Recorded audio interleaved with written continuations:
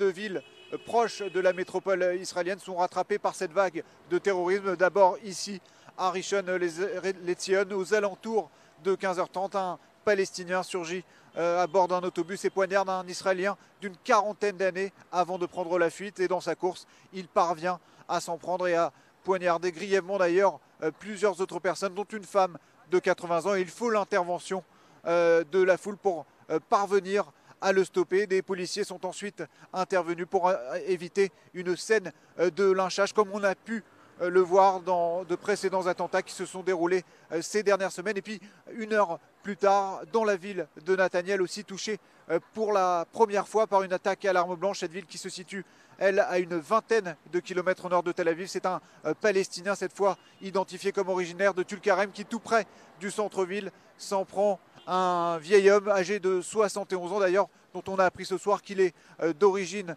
francophone. Les policiers s'affairent autour de cet assaillant pour le protéger. La foule vient à ce moment-là en grand nombre et tente de s'en prendre à ce Palestinien qui finalement est évacué non sans peine par ambulance vers un hôpital de Nathaniel. Le bilan de ces deux attaques dans le centre du pays, 4 blessés, dont 3 graves.